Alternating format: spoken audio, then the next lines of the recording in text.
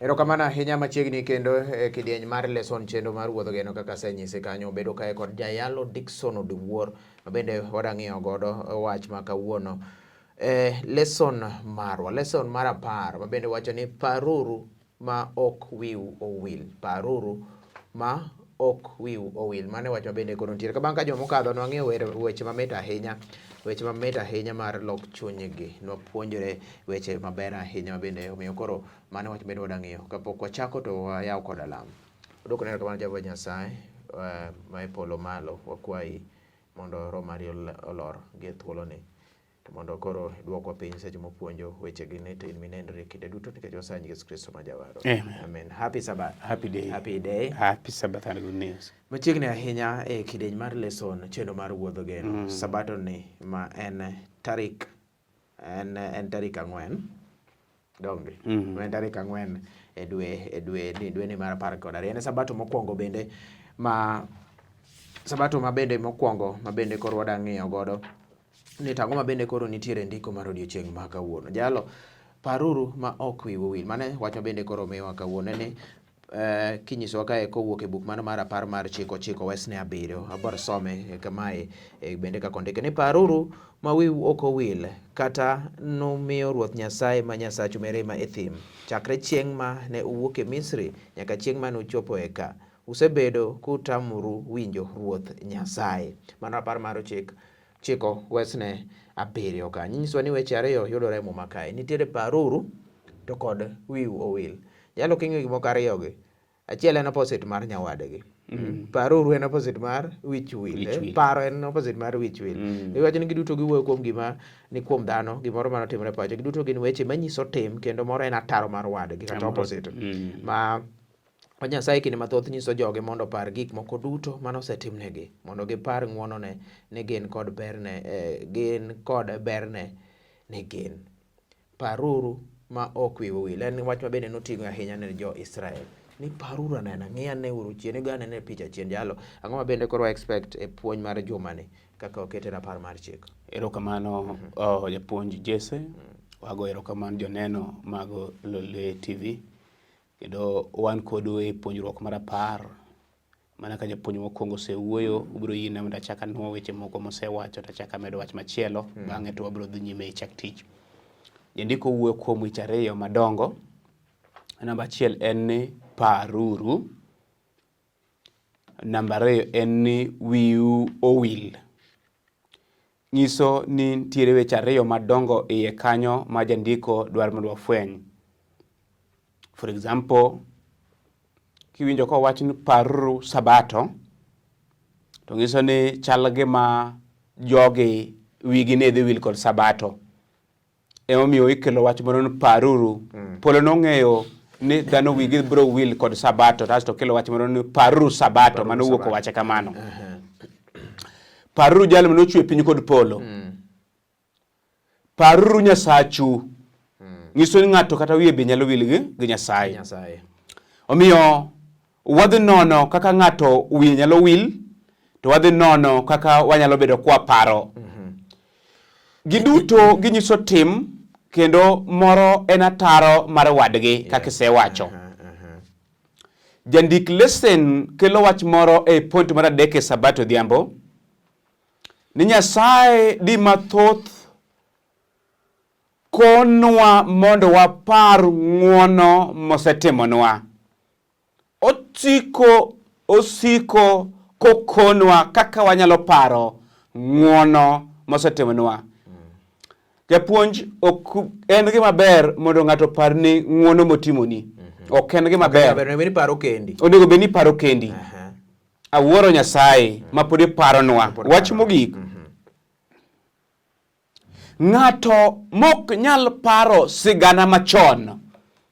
Yot mondo odog ochwanyre e chandruok machon. Ng'amok nyal paro sigana e yo machiek. Ka ng'ato ko nyal paro ne giwuotho duk. To sano rwakore. Yot mondo odogo wuotho duk mane giwuotho duk.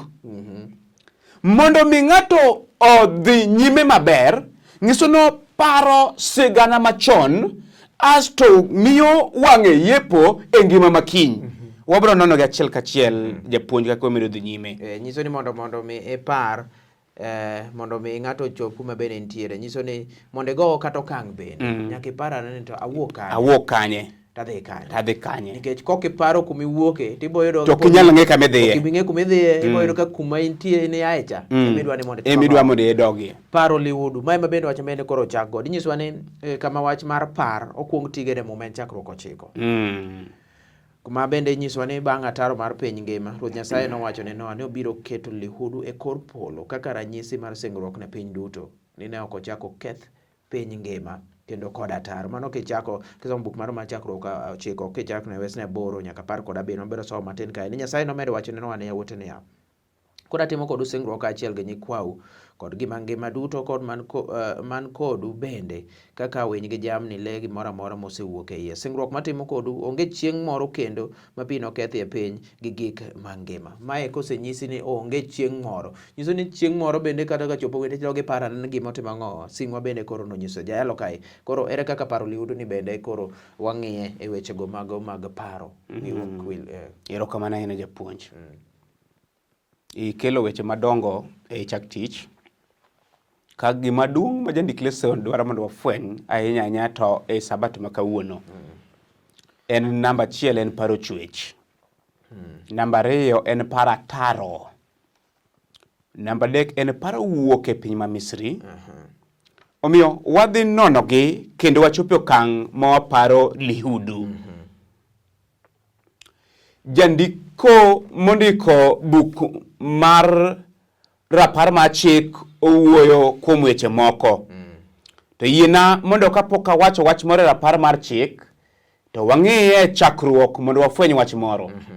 Jandiko wacho niya, koth nochwe kuom higni 40 otieno gi godiechieng', 40 good years ka koth chwe.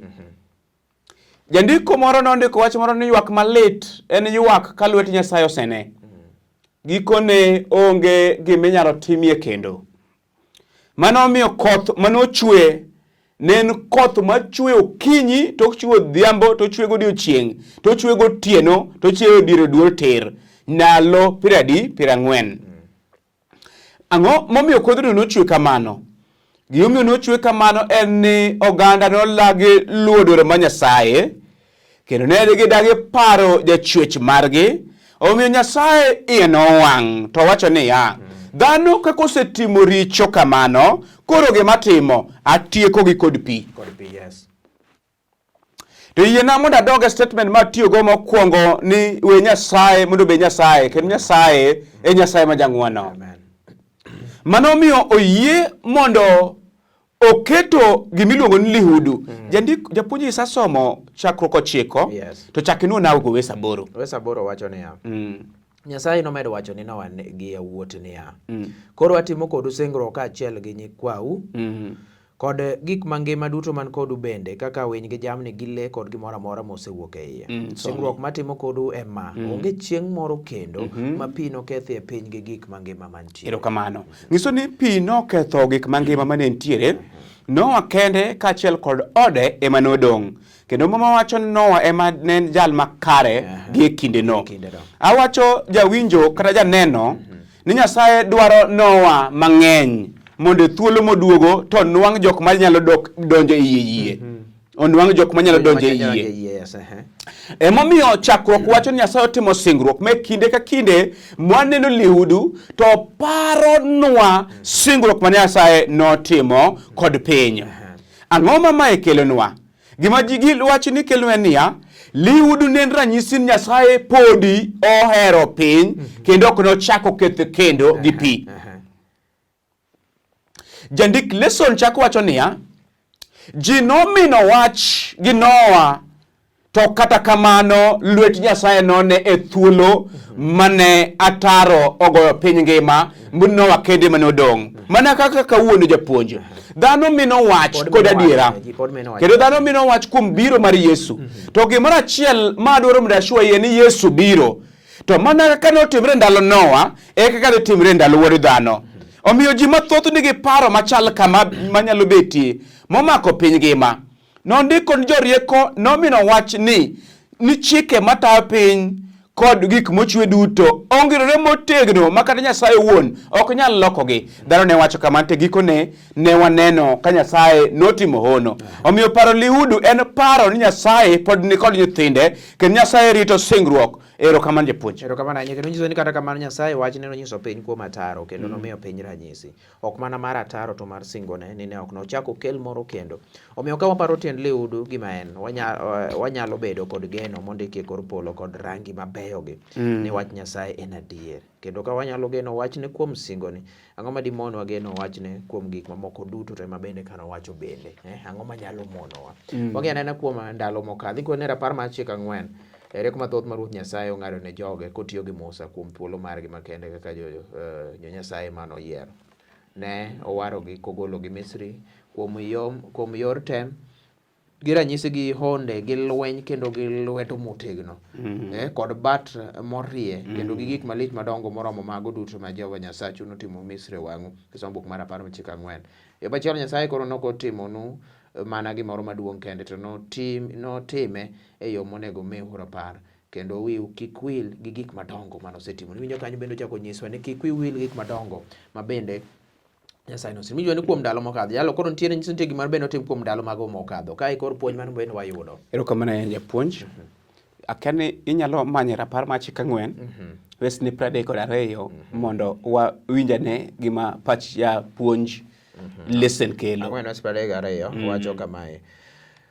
Ni koro penjreuru ane gima notimore e higni machon, ndalo mane pok onyuolu, chakre kinde mane Nyasaye ochweyo dhano e piny. Bende penjreuru ane wache chak tung piny nyaka tung piny, ka gima duong' kamano osene kata osewinji. Erokamano ahinya japuonj. Seche miikri kod buk mar Rapar mar Chik kama intiere na 4 wesne 40 to yien amra wach wechegi kuom ndalo mokadho. Jandiko wacho ni paraneuru kaka gik moko nobet. To ka useparo to koro puonjore aneuru e gik mane otimnade, gik mane otimre chien. Okay. Musa siemo nigi gik mosekadho chien mondo bed nigi kaka puonj. Ka nitie gima duong' machal gi ma Nyasaye osetimono nigi e kinde mane osekadho. Jandiko kelo wach moro mondo jo-Israel ofweny. Parane uru gik ma Nyasaye notimo, mano mokwongo. Parane ono mane Nyasaye otimo, mano mar ariyo. To wach mar adek en niya, ng'iane ka nitiere oganda moro mane onena wang' kaachiel kod wang' bobedo mangima. Chakane ng'iane uru gik madongo mane atimonu mane nyiso ni un nyithinda. Polo ndiko kamano. Aso wacho niya, mondo ng'iye ka nitiere oganda mamoro minyalo pim kod oganda machalo kod un. Tawuoro kaka wich wil madhano bedogo, madhano ni kodo kawuono. Emomiyo e buk mar Rapar mar Chik wuonwa kuom ndalo mane okadho mondo dhano puonjre kuom ndalo mane okadho. Ka ichopo e buk mar Rapar mar Chik 4 wesne 40 to wacho gimonego bed ni waparo. Somane japuonj. Emomiyo rituru buche kod chike Nyasaye mamiyo kawuono. Ka un kaachiel gi nyikwa unu bed maber kendo unudag aming'a e piny ma Ruoth Nyasaye ma Nyasachu nomiyo mondo bed maru nyaka chieng'. Kara gima Polo ne dwaro kuom nyithinde en niya, ni emomiyo rituru buche kod chike Nyasaye ma omiyowa kawuono, eka un kaachiel gi nyikwau nubed maber kendo nudag aming'a. Manyiso ni dak margi aming'a ne luwore kod rito chike kaachiel kod buche mag Nyasaye. Kara koso rito buche mag Nyasaye kaachiel kod chike mag Nyasaye ne dhi miyo ok gidag aming'a. Koro miyo Musa neno ka jogi tho. Kendo Musa neno ka ndalo mag jogi ng'adore mok chop ndalo ma Nyasaye noketonegi mondo gibed e bwang' chieng'. Kata wacho niya, tho ma ka emae gimomiyo wetimore en niya, ok uparo chien mondo urit chike mag Nyasaye kaachiel kod buche mag Nyasaye. To chieng' mane urit buchene kaachiel kod chikene to nudag aming'a e piny mamiyo kawuononi. Kendo rit chike tu bro daga aming'a e piny mabedo miyo wagamo yweyo kae. Tielo mano mokwongo rumo donje tielo mar ariyo mondo koro miwa winja nena ni to ritreuru dipo ka Wiu Owil kaachiel to kod kisechiemo miyieng'. Wadhi ng'e ni ere kaka wich wil bende otudore kod weche makama. Wagamo yweyo matin kanyo bende Lisho Oguro wacho ni koro opero kanyo ni onge ber kata piny omolo ni onge ber ma bende wagamo godo yweyo kod duogo mondo wadhi nyime. Erokamano ahinya Elisha Oguro wacho kanyo ni onge ber bende koro chwalowa e tielo machielo mar lesson. Waseng'iyo kanyo lesson ma wang'iyo kawuono ni paruru ma ok wiu owil. Par ane achien kuma Nyasaye ogole. Par ane kuma Nyasaye ogole ma bende wiyi ok owil mondo mi iyud anena ni to koro idhi kanye to bende koro ichomo kanye. Jayalo wawuok kuom ndalo mokadho mwang'iyo kanyo kendo puonj mamit ahinya mowuok e rapar mar Chik 4 nyaka West 4 ma bende watieko godo. Koro nyisowa ka ni ritre uru. Dipo wiu owil. Yalo en wach motegno ahinya. Nyisowa kanyo ni wechegi ritre uru dipo wiu owil. Ka ang'o ma puonj kata wachni kaka bende oketeni. Japuonj erokamano ahinya. Polo kosewuoyo to dwaro mondo watim migapwa. Kendo migawo mane ma janeno nyalo timo. Migawo ma janeno nyalo timo namba 1 en rito chike mag Nyasaye. Mano miyo Johana mokwongo 2 West 4 wacho niya, akeni nyalo nwang'e, Johana mokwongo 2 West 4 wacho wach moro. Johana mokwongo 2 West 4 wacho kama. Wacho ni to ka ng'ato wacho ni ong'eyo Nyasaye to korito chikene to en jamriambo. Kendo adiera onge e chunye. Ka ng'ato wacho ni ng'at Nyasaye to korito chike mag Nyasaye ten jamriambo kendo adiera onge iye. Manyiso niya, jokama ok wadak e ndalo mar ng'wono kende. Nyaka ng'wono ka ng'ato ka wadakie to chik ma Nyasaye bende nyaka tim nadi nyaka riti. Koro miyo nyaka watim migapwa. Koro andiko wacho ni tich adek ni ritre uru dipo wiu owil. Nyiso niya, ka jogo chwe mokoritore to wigi dhi bedo mowil. Ka ng'ato ochwe mokoritre to wiye dhi wil. Ang'o momiyo jandiko wuoyo kamano? Rapar mar Chik 4 West ne ochiko japuonj. In mibiro some e thuolo ma wadhi nyime. E kinde no mimanye to yiena mondo asome nikech an kode machiegni. To bedru kutang'. Kendo neuru ni wiu ok owil. Gi gik museneno gi wang'u. Kik uwegi e chunyu kapod ungima. Ang'o mane uneno? Uneno honni madongo mane atimonu. Neno en ang'o mane ineno? Gima ni nene ni Nyasaye nokungi e lak tho mondo ibed mangima kawuono. Nyasaye notimone ng'wono bichopo okang' ma igikeno nikech mana ng'wono ma Nyasaye. Kara gima koro polo dwaro kuome niya ni ritri mondo wiki kwil kama Nyasaye osegolie. Mano wach mangima kabisa. Asto dhi nyime kwacho niya, nitiere weche 2 madongo ma wadwaro mondo wafwenyi. Namba 1 en ritruok. Mar 2 en wiu owil. Manyiso ni ka ng'ato okoritore to wiye wil kaka wasewacho. Omiyo ritruok oting'o weche 3. Namba 1 en rito kuom Nyasaye e yor lemo. Namba 2 en ng'eyo. Kara rito gi ng'eyo dwaro bedo machiegni ahinya. Irito king'iyo, ing'iyo ng'a? Ing'iyo Nyasaye. Namba 3 en kungo kata geng'o. Ere ka ng'ato nyalo kungore mondo kik otim richo. Ere ka ng'ato nyalo geng'ore mondo kik odhi ataro mar ang'ono mar dwaro ma Nyasaye. Omiyo tich 3 wuoyo kuom ritreuru dipo ka wiu owil. To ka wi ng'ato wil to ng'ato nyaka bayo mbochiem, mboyieng, mbogwechi, mbowe Nyasaye. Erokamano japuonj. Ok ne owinjore mana ni mondo nyithindo winj wechegi to kata moloyo mano kuom nyisogi kendo nuoyo negi sigeni kod gik mane Nyasaye nosetimonegi. Ka gin giwegi wigi ne ok nyal wil gi gigo. Koso ere yo maber maloyo mane ginyalo kanogo ng'eyo kuom gik mane Ruoth Nyasaye osetimo ne joge mano moyiero. Nyiso ni ritruok cha en gima bende nigi nengo ahinya. Ka mondo biro miyo ng'awa wiwa ok wil. Waritore kata bende wakungore mondo kik wadonjre e wechego mag bende nyalo keto richo. Nikech kidonjo richo nyiso ni wiyi osewil gima Nyasaye notimoni, gima Nyasaye bende koro nosegoli. Koro wang'iyo anena kisechiemo miyieng'. En kata kama mit ahinya. Iwacho kanyo ni jakwath moro machon mar kanisa manosetiye log tich mar kanisa mar Adventist e piny mangima kuom higni 34. Nogoyo sigana moro ka higni mang'eny mokalo. En kod chiege bang' kane gisepiyo e paw ndege moro ne gilalo misikgi moro achiel. Mana kanyo ne wacho e bath masin ma misike ringo e kendo nyim ji. Ne wagoyo chongwa piny mine walemo. Ne wakwayo Ruoth Nyasaye mondo wayude misikwa molal. Eka ne owacho ni higni mang'eny bang'e gima kamano ne otimore kendo. Ne gichopo e paw ndege to misegi moro kendo ne ok ochopo. Ne owacho gima notimore bang'e. Kik iparri. Ne owacho gi chiege insurance biro chulo. Jalo en sigana moro ma bende kore temo wacho kanyo. Kodi ni insurance biro chulo. Ang'o ma bende kodi nyiso kae ni kiseche miyen koteno gi sigana bende nyiso mar jalni gi jaode. Erokamano ahinya. Jandik lesson wuoyo ni ka iseyudo chiemo meyieng' to nitiere kaka dhano jadhi mabor gi Nyasaye.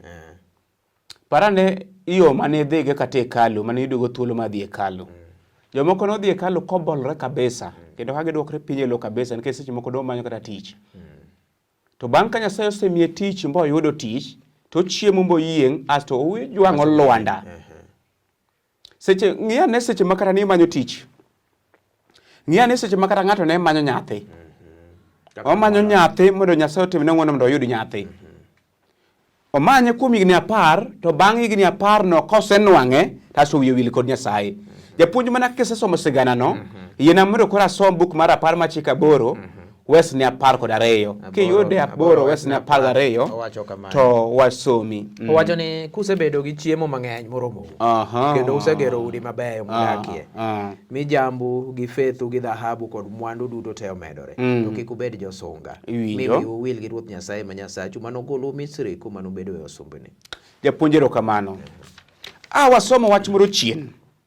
Kendo wach moro timo wasomo chien e buk mar Rapar mar Chik 4 wesne 23 yiena mondo ariwe kod bugni asto wadhi nyime. Jandiko wacho ni ritre uru mondo unen ni wiu ok owil gi singruok, mondo unen wiu ok owil gi singruok mane Ruoth Nyasaye ma Nyasachu osetimo kodu. Kik ulos kido moro amora maket kuketho chik mar Ruoth Nyasaye ma Nyasachu. Owacho ni ritre uru mondo kik ulos kido moro maket. Kara kido maket nyalo miyo ng'ato we Nyasaye mbodhi olam Nyasaye mamoro. Odhi lamo kido kar bedo lam Nyasaye. To ka wasechopo e buk mar Rapar mar Chik 8 wesne 12 gi 13 to wacho ni ng'ato kosechiembo yieng' e lwanda mar Nyasaye to yot mondo odhi olam pesa oko. Yot mondo odhi olam nyithindo oko. Yot mondo odhi olam tich motiyo. Ing'eni tich mitiyo nyalo bedo nikech Nyasaye. Pesa miyudo nyalo bedo nikech Nyasaye. Gima okang' ma Nyasaye oketie nyalo bedo kaka kido mitimo nade milamo. Omiyo Rapar mar Chik 8 wesne 12 japuonj biro nuonago mondo atieka tika. Wesne 12 ka usebedo gi chiemo mang'eny moromo kendo usegero udi mabeyo mudakie, mijambu gi fethu gi dhahabu kod mwandu duto medore, to kik ubed josunga. Mi wiu wil gi Ruoth Nyasaye ma Nyasachu manogolo Misri kuma nubedo e osumbini. To kik wiu wil kod Ruoth Nyasaye ma Nyasachu manotimo nade manogolo Misri kama nubedo ang'ono wasumbini. Erokamano japuonj. Wach mangima wanwang'e ni eka ka waseyudo chiemo to kik wiwa wil kod lwanda men Nyasaye. Erokamano. Sigana no be kiwinjo kanyo ni joka mokwongo kane msigi olatore go chongi gi lemo. Koro mar ariyo to gibukore ne mena to ne wawe jo insurance bote mango. Bro chulo. Wigo sewil gi ngo. Wigo sewil gi lwanda. Nikech gi yieng. Mane wacho bende nitiere kanyo.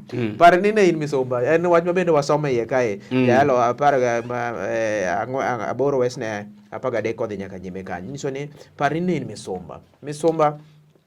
Kote ne kana momba nyiso ne en jalno bende ne keto ni tiyo ne jomoko ma bende onge chudo donge. Koro nyiso kae ni parni ne in misomba.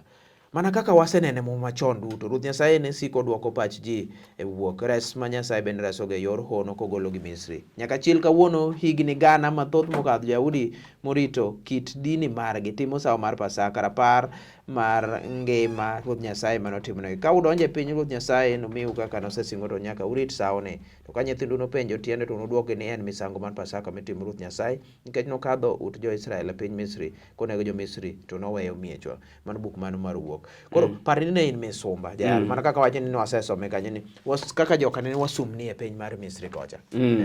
Erokamano ahinya japuonj.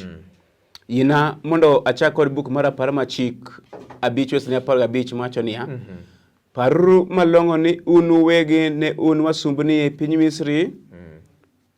To Ruoth Nyasaye ma Nyasachu nogolo kuno gi teko mathoth kod bat morie. Mane omiyo Ruoth Nyasaye ma Nyasachu nochiko ni mondo urit Sabato. Aken bedi winjo wach moro. Ka nitiere gima kelo chandruok kawuono e piny ten sach wach ma Sabato. To gima dhiera ni mano en lweny manie kind Nyasaye kaachiel kod Satan. Yes. To gima polo dwaro en niya, nyithinde duto mondo luore kendo luw dwache. Koro e tich abich en ni paruru ne un wasumba. Ng'iya ne okang' manin misumba to Nyasaye otimi mibedo ruoth. Ng'iya ne okang' awinjo ka ratego moro wacho, Joseph wacho wach moro ni ka yudo thuolo mondo ibed od Farao, to tagi nyingwa. Kiyudo thuolo mondo ibedie od Farao to tagi nyingwa. Moch moro be wach buk mar Esther 4 wesni 14 japuonj akiane kiyude kanyo tinyalo some. Esther 4 wesni 14. 4 wesni 14 wacho kamae. Wacho ni kiling' aling'a e kinde ma kama to Jayahudi noyud kwe gi konyruok e yo moro machielo. To in notieki kaachiel gi jood wuoru duto, ng'ano mong'eyo kata kaponi iyudo duong' e yo ma kama e od ruoth mana ni mondo ikonywa. Erokamano.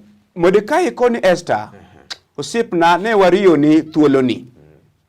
Thuoloni ne wariyo ni kuom ng'wono mana ma Nyasaye.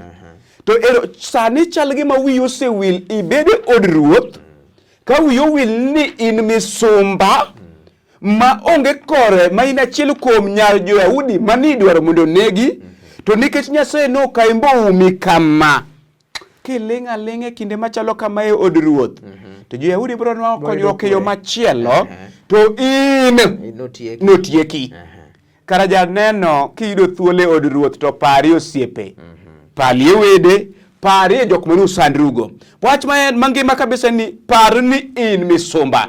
Atieko kawacho niya, jogo joma ok Jo-Yahudi, kaachiel kod joma Jo-Yahudi, Nyasaye okawo gimbo keto kamoro achiel kowacho niya, nitiere gimoro achiel masingni ng'ama ok Jo-Yahudi kaachiel kod Jo-Yahudi en gima ochwere manyaka chieng'.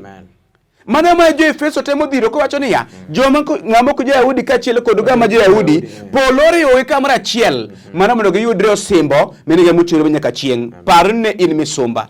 Par ne in misumba, par kuma ne wuokie kendo mondo koro nyaka ipar ang'owa, bende par kik iling' aling'a kaka wasomo e buk mano mar Esther kanyo.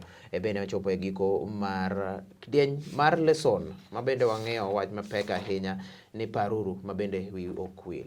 Andong'a mano bende koro wuok godo kanyo, ibiro wil. To ng'eni ka wiyi owil, nyiso ni samoro nyalo dok kuma bende ne isea. En puonj man gi teko ahinya. Jalo teknwa kod alam. Wagoni ni erokamano osiepwa nikech ber. Weche ariyo madongo mwapuonjore kawuono ni wapar to kik wiwa wil.